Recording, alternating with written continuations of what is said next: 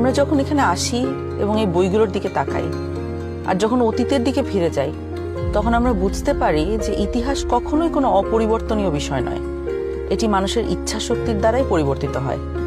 এখন আমাদের নিজেদের ভাগ্য এবং ইতিহাস আবারও নতুন করে লেখার সুযোগ নিয়ে এসেছে গণভোট 2026।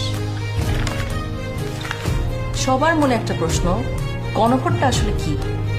গণভোটটা হলো আসলে একটা ভবিষ্যৎ বাংলাদেশের ম্যাপ। ভবিষ্যৎ বাংলাদেশ থেকে আপনি কি চান আর কি চান না একজন নাগরিক হিসেবে তার একটা খতিয়ান। আপনি কি এমন একটি বাংলাদেশ দেখতে চান যেখানে কেউ চাইলে 10 বছরের বেশি প্রধানমন্ত্রী থাকতে পারবে না? এমন বাংলাদেশ যেখানে সরকার চাইলেই বিরোধী দলের সম্মতি ছাড়া জরুরি অবস্থা জারি করতে পারবে না, চাইলেই জরুরি অবস্থার সময়ে নাগরিকের বেঁচে থাকার অধিকার কেড়ে নিতে পারবে না, চাইলেই এক্সট্রা জুডিশিয়াল কিলিং করতে পারবে না? আপনি কি চান সংসদে একটি উচ্চকক্ষ থাকুক?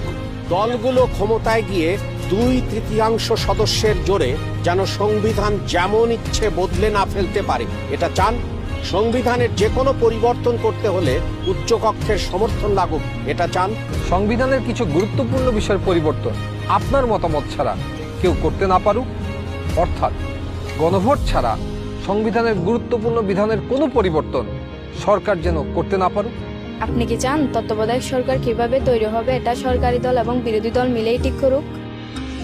একই রকম ভাবে নির্বাচন কমিশন, পিএসসি, সিএজি এসব গুরুত্বপূর্ণ নিয়োগে বিরোধী দলেরও ভূমিকা থাকুক? আপনি কি চান সংসদে নারীদের প্রতিনিধিত্ব বাড়ুক? দেশের বিচার ব্যবস্থা সরকারের প্রভাব মুক্ত থেকে স্বাধীনভাবে কাজ করুক, যাতে আমাদের মতন সাধারণ মানুষ বিচার পেতে পারে? আপনি কি চান সব বিভাগীয় শহরে উচ্চ আদালত স্থাপন হোক?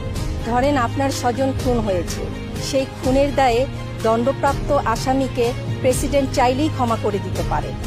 আপনি কি চান আপনি অর্থাৎ ক্ষতিগ্রস্ত পরিবারে অনুমতি ছাড়া রাষ্ট্রপতি এরকম কোনো অপরাধীকে ক্ষমা করতে না পারুক? আপনি কি চান যে আমাদের মৌলিক নাগরিক অধিকারের সংখ্যা বৃদ্ধি পাওয়া উচিত?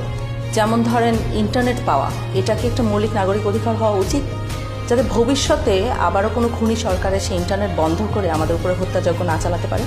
রাষ্ট্রপতি এবং প্রধানমন্ত্রী ক্ষমতার মধ্যে ভারসাম্য বজায় থাকুক, এটা কি আপনি চান?